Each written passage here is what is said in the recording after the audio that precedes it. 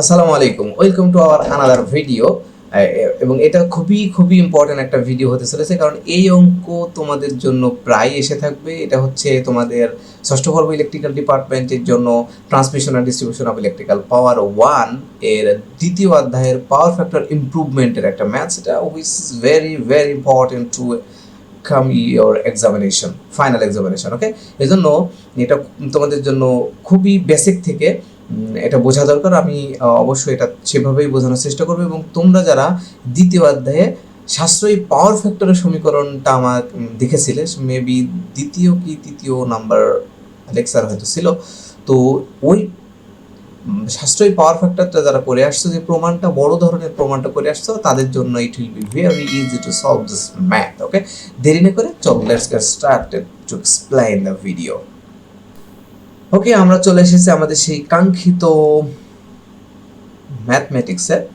তো আমরা দেখেছিলাম, একটু তোমাদের অবশ্যই চেনা চেনা লাগছে হয়তো বা, তো আমরা দেখেছিলাম পাওয়ার ফ্যাক্টর ইমপ্রুভমেন্টের জন্য আমাদেরকে কি করতে হবে, জাস্ট এই যে মানটা, এই মানটা কমিয়ে দিতে হয়। দ্যাটস মিন এই যে মানে এই যে এতটুকু যে সিডি এর মানটা আমরা জানি, এর আগে থেকে আমরা দেখে আসছি, এই সিডি এর মানটাই মূলত আমাদের ক্যাপাসিটরের ক্ষমতা বা সিনক্রোনাস মোটরের ক্ষমতা। তো আমি একটু বলে দিই যে পাওয়ার ফ্যাক্টর ইমপ্রুভমেন্টের জন্য নর্মালি কয়েকটা বিষয় ব্যবহার করা হয়, যেমন সিনক্রোনাস কন্ডেন্সার ব্যবহার করা হতে পারে। সিনক্রোনাস কন্ডেন্সার বলতে একটা সিনক্রোনাস মোটরকে যখন লোডবিহীন অবস্থায় চালানো হবে, তো সেটাই হবে সিনক্রোনাস কন্ডেন্সার, এবং যেটা লিডিং কেভিআর গ্রহণের মাধ্যমে বা লিডিং কারেন্ট গ্রহণের মাধ্যমে পাওয়ার ফ্যাক্টরকে উন্নতি করবে। এটা একটা মেথড হতে পারে। আর একটা most important method is to use capacitor bank, right? তো ক্যাপাসিটর ব্যাংক ব্যবহার করে আমাদের পাওয়ার ফ্যাক্টর ইমপ্রুভমেন্ট করা যেতে পারে। এটা দুইটা উপায়ে সংযোগটা দেওয়া হয়। একটা হচ্ছে ক্যাপাসিটর ব্যাংকটা স্টারে সংযুক্ত থাকতে পারে, আবার ডেল্টাতে সংযুক্ত থাকতে পারে, হট এভার ইট ইজ। এবং আরেকটা থাকতে পারে যে ফেজ অ্যাডভেন্সার ব্যবহার করে হতে পারে। তবে তবে নর্মালি অঙ্কের ক্ষেত্রে আমাদের যেটা আসে সেটা হচ্ছে ক্যাপাসিটর ব্যাংক ব্যবহার করে এবং সিনক্রোনাস মোটর ব্যবহার করে। ওকে, তো আমরা অঙ্কটা শুরু করার আগে একটু বেসিকটা জেনে আসি।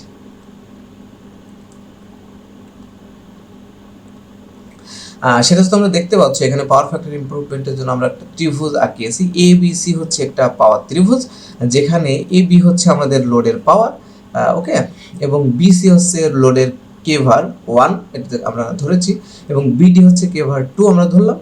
এখন আমাদের মোস্ট ইম্পর্টেন্ট যে বিষয়টা সেটা হচ্ছে সিডি এর মান সবসময় আমাদেরকে বের করতে হয়, বিকজ আমাদের প্রথমে এটা কিন্তু ছিল ফাই 1 আর এটা কিন্তু ফাই 2 বন্ধুরা। তো ফাই 1 থেকে ফাই 2 তে কনভার্ট করতে হলে আমাদেরকে সিডিটাকে কমিয়ে ফেলতে হবে। দ্যাটস মিন এইটাই হচ্ছে, আমরা যদি মাইনাস করে ফেলি তখন বিডিটা থাকবে, বিডিটা থাকা মানেই হচ্ছে অ্যাঙ্গেলটা কিন্তু কমে গেল, আর অ্যাঙ্গেল কমে যাওয়া মানেই পাওয়ার ফ্যাক্টরটা বৃদ্ধি পেয়ে গেল। এটা তো আমরা আগে থেকেই জেনে আসছি, ঠিক আছে? এই জন্য প্রত্যেকটা মানে সবসময় মনে রাখতে হবে সিডি এর মানটাই আমাদের বের করতে হবে, বিকজ আমাদেরকে যেটা করতে হবে, আমাদের একটা সূত্র আমরা দেখেছিলাম যে ক্যাপাসিটরের মানের যে সূত্রটা তাদের কাছে লেখা আছে, ভালো না যদি না লেখা থাকে তাহলে লিখে নিতে পারো। সেটা হচ্ছে C x two k bar divided by 3। K bar বলতে এই যে কেভারের মানটা দেওয়া আছে, অবশ্যই এর সাথে কি এটাকে ওঠানোর জন্য আমাকে কি করতে হবে, 10⁻³ দিয়ে গুণ করতে হবে, ডিভাইডেড বাই 3। এটা হচ্ছে টোটাল 3 ফেজের কেভার। তো আমরা 3 দিয়ে ভাগ করে প্রতি ফেজের কেভারটা বের করে নিলাম, এবং কিলোকে বাদ দেওয়ার জন্য আমরা 10⁻³ দিয়ে গুণ করে নিলাম, এবং divided by VP square omega, VP square omega. এখানে ভিপি এর দুইটা মান থাকতে পারে। ভিপি যদি ডেল্টা সংযোগ হয়, ভিপি আর ভিএল সমান হবে ইফ ডেল কানেকশন, রাইট? আবার ভিপি সমান হবে ভিএল ডিভাইডেড বাই √3 হোয়েন কি কানেকশন? হ্যাঁ, অবশ্যই তোমরা বুঝতে পারছো, স্টার কানেকশন, রাইট? এখানে ভিপি এর ব্যাপারটা গেল। আবার আরেকটা ব্যাপার হচ্ছে ডাব্লু। ডাব্লু তো ওমেগা, ওমেগা এর মান আমরা জানি 2πf, এটা তোমাদের জানা আছে, অবশ্যই আমরা বুঝতে পেরেছি। তো এই জন্য আমাদেরকে এই যে কেভিআর এর যে মানটা, এই মানটাই মূলত সিডি এর মান, এটাই বের করতে হবে আমাদেরকে। ওকে, আশা করি তোমরা বুঝতে পেরেছো। তো যাদের এইটা তোলা নেই, অবশ্যই একটা স্ক্রিনশট দিয়ে তুলে নিতে পারো।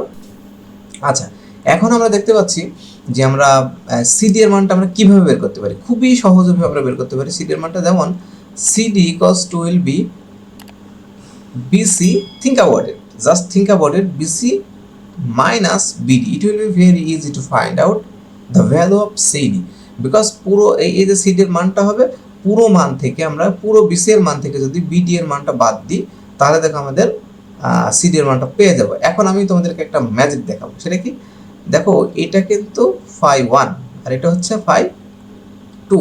যদি দুইটার মানই দেওয়া থাকে, দ্যাটস মিন দুইটা অ্যাঙ্গেলের মান দেওয়া থাকে, অঙ্ক দেখলেই বুঝতে পারবা, কারণ উন্নীত করার কথা বলবে, প্রথমে একটা মানে চলবে, একটা পাওয়ার ফ্যাক্টরে লোডটা চলবে, পরবর্তীতে উন্নীত করা হবে আর একটা পাওয়ার ফ্যাক্টরে, তখন তুমি বুঝতেই পারবা যে মানটা কিভাবে বের করবা, রাইট? তো বিসি অর্থাৎ দ্যাটস মিন এখান থেকে এই পর্যন্ত যে লম্ব, বিসি এর মানটা হচ্ছে লম্ব, অবশ্যই পি এর মানটা দেওয়া থাকবে ভূমি, তো লম্ব আর ভূমির সাথে সম্পর্ক কিন্তু ট্যান থেটা। তো আমরা জানি ট্যান থেটা মানে কি, আমরা জানি ট্যান থেটা ইকুয়াল টু লম্ব বাই, হ্যাঁ অবশ্যই বুঝতে পেরেছো, লম্ব বাই ভূমি। লম্ব বলতে এখানে বোঝাচ্ছে কি বিসি, আর ভূমি বলতে এখানে বোঝাচ্ছে কি এবি। এখন যদি আমরা ক্রস গুণন করি, এর নিচে 1 আছে, তাহলে অবশ্যই বিসি মানে কি হবে বলো তো, অবশ্যই এবি ট্যান থেটা। তার মানে হচ্ছে বিসি এর মানটা হবে ভূমি, তার মানে লম্বের মানটা হবে ভূমি ট্যান ফাই 1 মাইনাস এই যে বিডি, এটা কিন্তু ছোট লম্ব, ছোট লম্ব যেহেতু হবে তাহলে অবশ্যই আমাদেরকে ব্যবহার করতে হবে ছোট কোণ, তাই না? তাহলে অবশ্যই এটা হবে A B tan phi 2, very simple. তার মানে আমরা এই সূত্র যদি প্রয়োগ করি তাহলে একবারে আমরা কি সিডি এর মানটা পেয়ে যাবো। আর যদি মনে করো না আমি এইভাবে করে আসবো, আমি অত মানে এত বেশি শর্টকাট করব না এইভাবে, তো এইভাবে করতে পারি, can do it, no problem. Okay, আশা করি বুঝতে পারছো। আর আমরা জানি cos থিটার মান যদি দেওয়া থাকে, সাপোজ cos ফাই 1 দেওয়া থাকলো 0.6, তাহলে আমরা ফাই 1 এর মানটা কিভাবে বের করতে পারি? হ্যাঁ বুঝতে পারছো তোমরা, cosটা ওই পাশে নিয়ে গেলে cos ইনভার্স হবে, যা হবে তাই। ওকে, আশা করি এইভাবে আমরা এই মানগুলো আমরা বের করতে পারবো।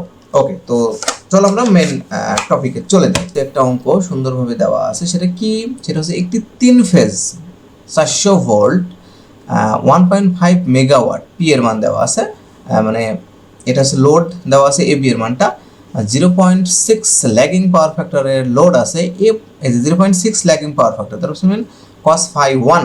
আচ্ছা এখানে কিন্তু আর একটা বিষয় বলে নেওয়া ভালো, এটা অনেকেই ফাই 1 মানে মনে করতে পারে এটা কিন্তু ফাই 1 না, কিন্তু এটা কিন্তু cos ফাই 1, রাইট?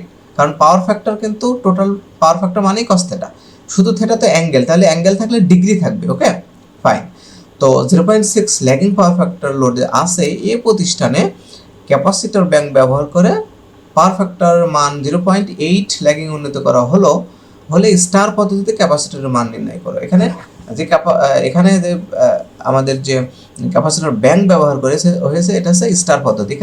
এখানে আসলে অ্যাঙ্গেলের বিষয়টা আমি আরেকটু ক্লিয়ার করি। দেখো 0.6 এটা কিন্তু cos ফাই 1, মনে রাখবা ভালো করে, তাহলে অবশ্যই এর অ্যাঙ্গেলের মানটা বেশি হবে, অর্থাৎ ফাই 1 এর মানটা কি হবে, বেশি হবে। আমি যদি একটু বের করি 0.6 cos ইনভার্স 0.6, তাহলে শিফট cos 0.6 দিলে হবে 53.13। বন্ধুরা এটা কিন্তু অ্যাঙ্গেল হয়েছে কি 53.13, খুবই সহজ।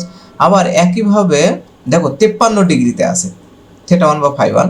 আবার আমি যদি ফাই 2 বলি, ফাই 2 0.8, এটা আমাদের মুখস্থ হওয়ার কথা, cos ইনভার্স 0.8 মানে কি 36.87, এটা হবে 36.87 ডিগ্রি। তার মানে আগে ছিল কত ডিগ্রি, হ্যাঁ 53 ডিগ্রি, অনেক বেশি ছিল। আর এখন কত ডিগ্রি, 36 ডিগ্রি। তার মানে ডিগ্রি যত কম হবে পাওয়ার ফ্যাক্টর তত বেশি হবে, রাইট?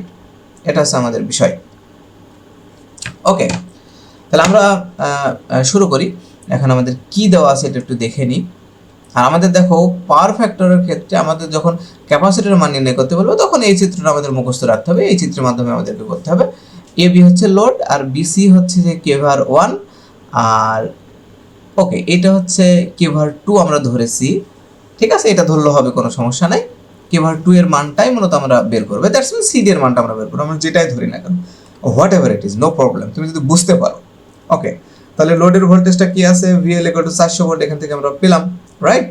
ওকে, ফেজ ভোল্টেজ এই যে আমরা ভিপিটা একটু বের করে নিচ্ছি, কেন বের করে নিলাম, কারণ ক্যাপাসিটর ব্যাংকটা ব্যবহার করা হয়েছে কিসে, স্টারে, এই জন্য আমরা ভিপি এর মানটা এইভাবে বের করে নিলাম।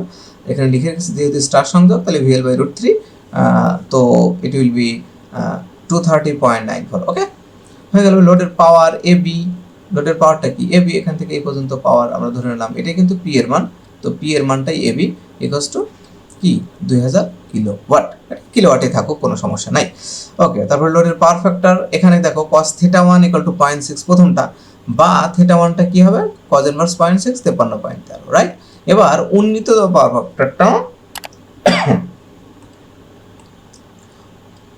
উন্নীত যে পাওয়ার ফ্যাক্টরটা সেটা কি হবে, সেটা cos থিটা 2 ইকুয়ালস টু 0.8, তার মানে থিটা 2 এর মানটা হবে cos ইনভার্স 0.8, কসটা ওই পাশে চলে গেলে cos ইনভার্স হয় 36/87। এটা ক্যালকুলেটরে কিভাবে করবা, এটা হচ্ছে শিফট cos প্রেস করবা, দেখবা cos ইনভার্স চলে আসবে, তারপর 0.8 দিলেই সমান প্রেস করলে আমাদের 36.87 চলে আসবে।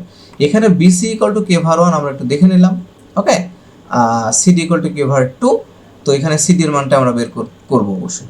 তো ক্যাপাসিটর ক্ষমতা কি হবে, CD ইকুয়াল টু K ভার 2 equals to BC minus BD। দেখো বন্ধুরা, আমরা যেটা কিছুক্ষণ আগে বললাম, এই যে K ভার 2টা কি হবে, এই যে K ভার 2টা হবে পুরো BC থেকে এই BD-টা বাদ, তাহলে BC মানে হচ্ছে AB tan থিটা 1 আর BD মানে হবে AB tan থিটা 2। খুবই সহজ, যেহেতু দুইটা থিটার মানই দেওয়া আছে, তাই না? ওকে, তাহলে সেটা আমরা লিখেছি K ভার 2 equal to AB tan theta 1 minus AB tan theta 2। খুবই সহজ, এই যে BC এর মানটা আমরা বসিয়ে দিলাম, BC এবং BD। আশা করি তোমরা বুঝতে পেরেছো, এটা tan থিটার মাধ্যমে হয়েছে। আমরা জানি tan থিটা 1 ইকুয়াল টু লম্ব বাই ভূমি, তো লম্ব কি BC আর ভূমি হচ্ছে AB, তো এখান থেকে ক্রস গুণন করলে এটাই হয়। তো এখান থেকে 1500 tan অবশ্যই 53.13 মাইনাস 1500 tan 36.27, এটা হবে K ভার 2 হবে। এটা কিন্তু ক্যাপাসিটরের ক্ষমতা বন্ধুরা, রাইট? তো 874.99। ওকে, এখন হবে ক্যাপাসিটরের মান। এটা কিন্তু খুবই সহজ অঙ্ক, জাস্ট আমরা ওই সিডি এর মানটা বের করে ফেললেই হয়ে যাবে।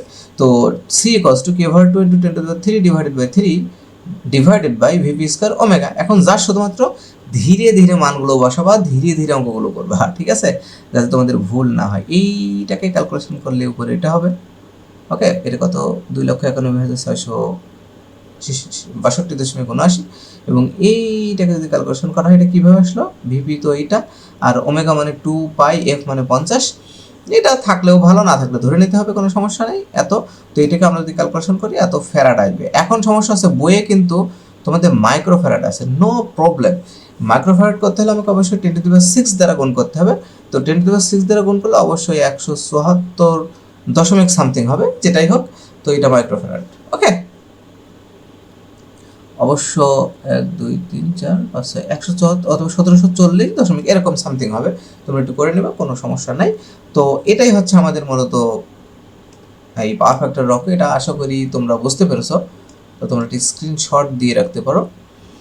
তো ঠিক আছে, আজকে আমাদের এই লেকচারে জাস্ট এতটুকুই ছিল। তোমরা আশা করি ভিডিওটা বুঝতে পেরেছো, এবং তোমরা যদি আমাদের সাথে থাকো, চ্যানেলের সাথে থাকো, দেখতে থাকো, তাহলে আমরা অবশ্যই ভিডিওগুলো ক্রমাগত আপলোড করতে থাকবো এবং তোমাদের এই সাবজেক্টের জন্য কোনো সমস্যা থাকবে না। আশা করি ভালো থাকবে, সুস্থ থাকো এবং দেখতে থাকবে আমাদের এই চ্যানেল নেক্সট টিউটোরিয়াল। আল্লাহ হাফেজ, আসসালামু আলাইকুম ওয়া রাহমাতুল্লাহি ওয়া বারাকাতুহু।